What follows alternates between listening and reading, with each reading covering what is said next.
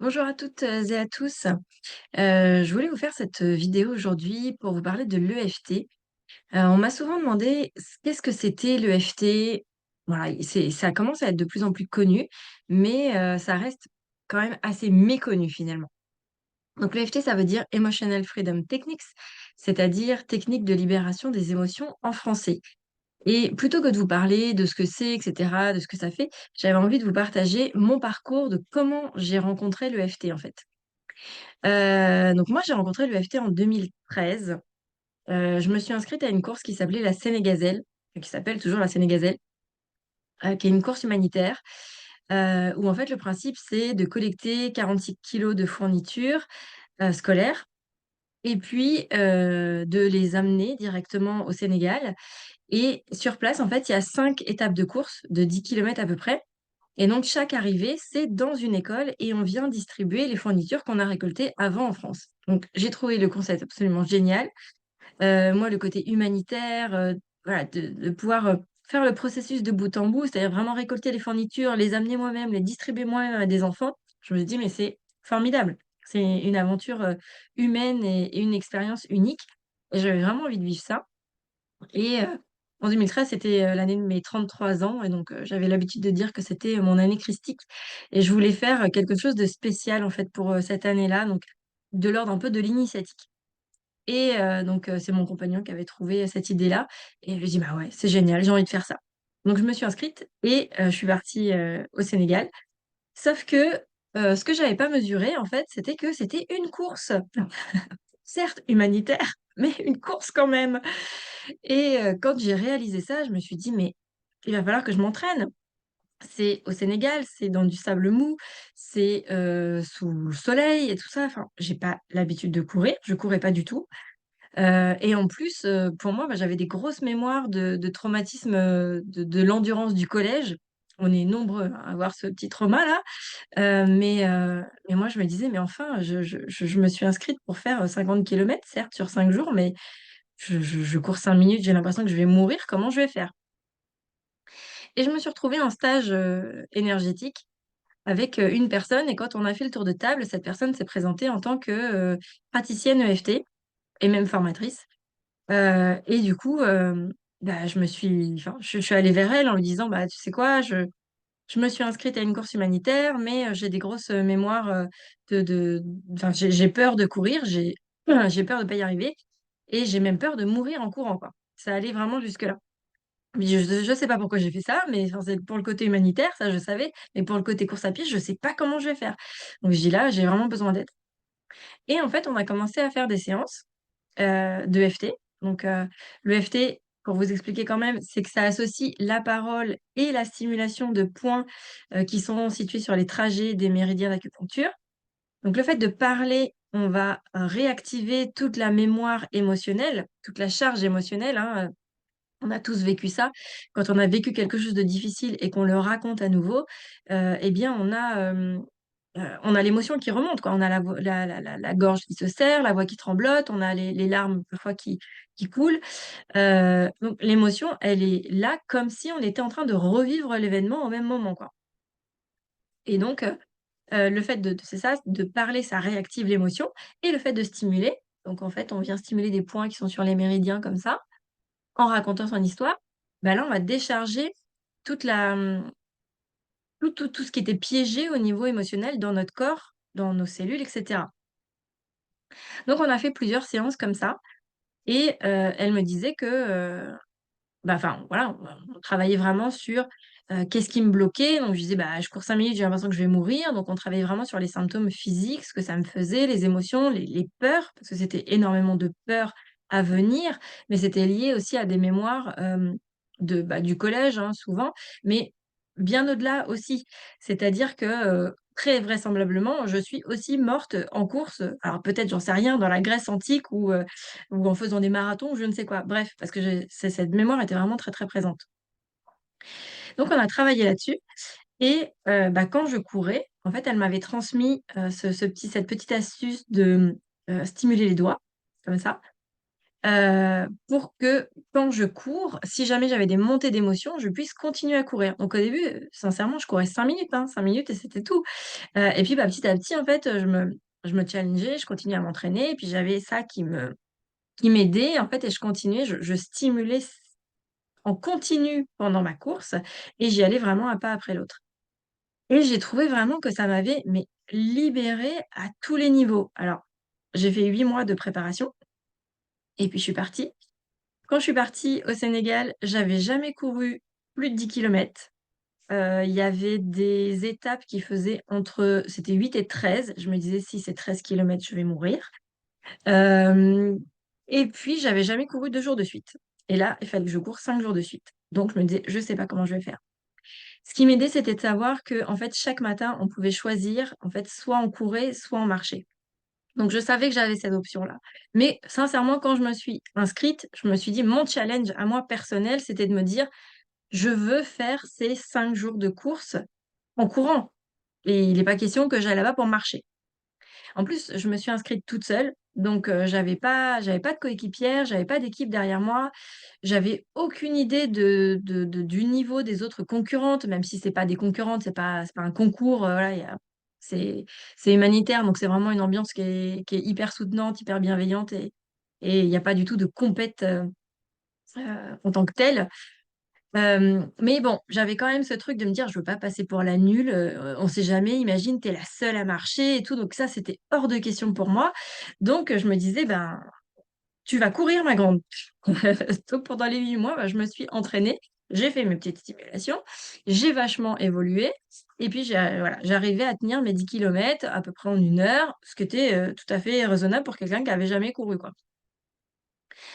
Et quand je suis arrivée là-bas et bien, j'ai fait mon 1er jour de course, voilà, c'était assez dur parce que le terrain est pas le même, c'était avec la chaleur et cetera, donc les conditions étaient plus difficiles. Donc la première étape était quand même compliquée, mais on était, les 80 filles dans le même panier et donc on se soutenait et donc là, il y avait cet avantage-là d'avoir cette sororité, et de pouvoir avancer ensemble et en fait, je passais la ligne d'arrivée et autant le 1er jour, je me suis un peu contenue et je me suis dit: «Ça va jamais le faire les 5 jours comme ça». Donc il y a un moment donné où je me suis éclipsée, je suis allée, voilà, derrière un arbre, je suis allée, m'effondrer, pleurer parce qu'il y avait une j'avais je me mettais une pression énorme, en fait, de me dire: «Je dois y arriver, il faut absolument que je cours». Enfin voilà, c'était, quelque chose de viscéral. Il y avait vraiment quelque chose de l'ordre du viscéral là-dedans. Alors j'avais mes outils pour m'aider, mais ça restait quand même assez intense. Et donc je vidais, voilà toute la charge et toute la pression que je m'étais mise pour la course et puis, bah, après, j'allais m'amuser avec, les mamans qui étaient là pour nous accueillir, qui jouaient de la musique pour nous, qui dansaient, les enfants et tout ça et je pouvais aller profiter vraiment d'aller, distribuer ces fournitures que j'avais amenées aux enfants et donc ça s'est répété comme ça, tout au long, de la semaine et ce qui est assez drôle, enfin, je sais pas si c'est drôle, mais pour l'anecdote, c'est que, dans le lot des filles, il y avait des filles qui avaient vraiment l'habitude de courir, qui étaient des coureuses vraiment régulières, qui faisaient des semi-marathons, des choses comme ça, tu vois? Hem, Bah, moi, j'étais complètement novice là-dedans, hein, j'avais jamais fait plus de 10 kilomètres, hein, mais les filles qui avaient l'habitude de courir, elles étaient plus en souffrance que moi en fait. Et je me suis dit: «La différence qu'il y a entre moi et elles, pourtant elles ont l'expérience de la course, du terrain, du corps, du physique, mais la différence qu'il pourrait y avoir, c'est le travail au niveau émotionnel». Et elles ont pas fait ce travail au niveau émotionnel, peut-être sur les peurs, sur les limites, sur les croyances et cetera. Et moi, j'ai fait ce travail-là pendant 8 mois et ça m'a rendue plus légère et ça m'a rendue plus confort sur la piste et ça m'a amené de la confiance, vraiment. Et finalement, bah, j'ai fait ces 5 étapes en courant. Et je suis très fière de ça. C'est vraiment je me dis: «J'ai fait un marathon, certes en 5 étapes et en 5 jours, mais même plus qu'un marathon, et heu et franchement, mais voilà, j'ai réussi mon défi et quand je suis arrivée au bout de ces 5 jours que j'ai passé la dernière ligne, mais je me suis dit: «Ouais, je l'ai fait, j'ai réussi». Et là, je me suis dit: «Beh, si j'ai fait ça, en fait, après je peux tout faire». Il y avait vraiment ce truc de toute puissance intérieure, de me dire: «Bah, alors là, voilà, j'ai tout éclaté, j'ai fait voler en éclats, toutes les croyances auxquelles, je pensais que j'étais jamais capable de ça, que j'y arriverais pas, que je serais pas à la hauteur, que je serais pas aussi bonne que les autres, que j'allais mourir, hein, ça on était quand même là-dessus, hein. Et beh, non, en fait, j'étais encore vivante, j'avais réussi à le faire et au contraire, quoi, ça m'est vraiment donné, un élan, une force intérieure et quand je suis dans les moments, difficiles, souvent je me reconnecte à ça et je me dis: «Mais ouais, en fait, j'ai été capable de ça et donc si j'ai été capable de ça, je suis encore capable de faire d'autres défis, de soulever d'autres montagnes et d'aller conquérir encore d'autres étapes de course à d'autres niveaux symboliques également». Donc voilà, c'est comme ça que moi j'ai rencontré l'EFT, c'est comme ça que j'ai expérimenté l'EFT et quand je suis revenue du Sénégal et que j'ai vu vraiment ce que ça m'avait apporté au niveau personnel, je me suis dit: «Mais cette méthode, elle est absolument géniale, en fait». C'est juste avec des stimulations, en fait, tu fais diminuer ton ton stress émotionnel, toute ta charge, tout ce qui est resté cristallisé de tes expériences passées et qui reste encore, actif aujourd'hui. Tout ce qui t'encombre, voilà, quand tu parles de quelque chose de difficile que tu as vécu et que tu as encore une émotion, sache que tu peux le travailler au moins en EFT et tu as juste à raconter l'histoire, à stimuler les points et voilà, ça fait tomber, toute la charge émotionnelle qui restait, tout ce qui t'encombrait, en fait et ça, c'est de l'énergie qui est piégée. C'est ça, je trouve que c'est important à comprendre, c'est que tout ce que tu n'as pas résolu, tout ce qui reste actif, c'est de l'énergie qui est piégée dans ton corps, dans tes corps émotionnels. Et donc c'est de l'énergie que tu n'utilises pas à bon escient, en fait. C'est ça, ça te fatigue. Puisque cette énergie, elle est piégée, c'est de l'énergie que tu ne peux pas utiliser pour toi, au niveau créatif, pour créer des choses, pour vivre une vie que tu as, envie de vivre peut-être, au plus passionnante au niveau personnel, au niveau professionnel, au niveau familial, peu importe. On a tous des rêves, on a tous envie de faire des nouvelles choses et parfois, en fait, on se contraint nous-mêmes, on se limite à cause de notre système de pensée, de notre système de croyances, de nos expériences passées. En fait, tout ça, c'est écrit dans notre système énergétique et donc parfois, on a ces poids, en fait et quand on parle de poids du passé, c'est une réalité parce que ça a vraiment une densité, presque physique. C'est énergétique, mais c'est quasi physique, c'est émotionnel et ça a un poids. Donc moi, je t'invite aujourd'hui à regarder un peu dans ta vie, c'est quoi ces poids que tu traînes et c'est quoi ces poids dont tu aurais envie de te délester pour récupérer l'énergie qui est piégée dans ces poids et pouvoir utiliser cette énergie pour en créer quelque chose de nouveau. Si tu veux créer quelque chose de nouveau, il faut que tu fasses quelque chose de nouveau, quelque chose que tu as jamais fait dans ta vie peut-être. Ça va passer par là et donc ça va passer aussi par aller revisiter ton passé et aller nettoyer ton passé.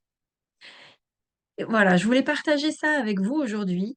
Ça me semblait important de partager cette histoire avec, l'EFT, de ce que ça m'avait apporté. J'ai trouvé tellement ça génial que j'ai rappelé, la personne avec qui j'avais travaillé en EFT, donc qui s'appelle Marie-Ange Pescatori et je te remercie infiniment Marie-Ange.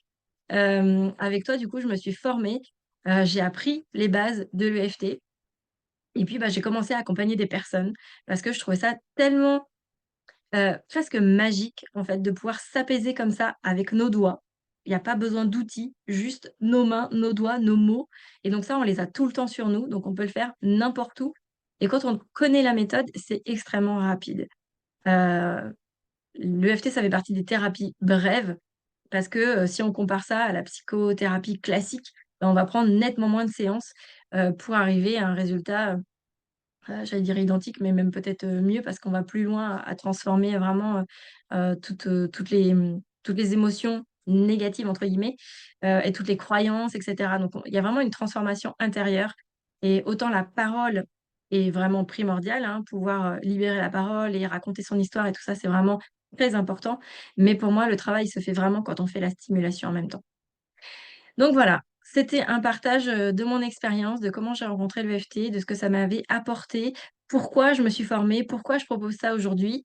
Et d'ailleurs, voilà, je propose aussi des formations à des personnes pour s'initier à l'EFT. Donc, c'est au long d'une journée, on voit, qu'est-ce que l'EFT, comment c'est apparu, comment ça fonctionne, comment on le met en place, comment on peut s'apaiser au quotidien, en fait. Si chacun, on pouvait déjà gérer je sais pas, nos enfants, qui viennent nous titiller et qui viennent nous irriter et qu'il y a des colères qui sont réveillées, si on pouvait déjà apaiser nos colères du quotidien, nos irritabilités, nos rancœurs, nos tristesses, toutes nos peurs. Voilà, parce qu'on en a tous des craintes au quotidien, que ce soit, au niveau perso, au niveau pro, au niveau familial. On a tous des histoires, hein, on est tous, constitués pareil et on sait qu'au niveau déjà rien qu'au niveau familial, il y a pas une famille, qui est, exempte de soucis, de difficultés relationnelles. Bah, si chacun, on pouvait travailler à notre niveau, ce qui arrivait au quotidien, mais déjà, en fait, on pourrait s'aider chacun, en fait. C'est s'autonomiser à aller mieux au quotidien.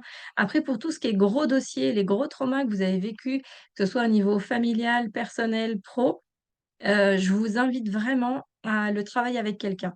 Hem, tout ce qui est gros dossier, en fait, on n'a pas, le recul nécessaire pour, vraiment, hem ben, c'est ça, on manque de recul, en fait, pour être vraiment spectateur de la situation et pouvoir voir, le problème sous un autre angle. En général, quand on est vraiment partie prenante et quand on est dedans, ben, on n'arrive pas à raisonner parce que, bah, c'est la tempête, émotionnelle à l'intérieur et donc on n'a plus accès à notre raison, à notre cortex, qui réfléchit et donc c'est juste les émotions qui sont là.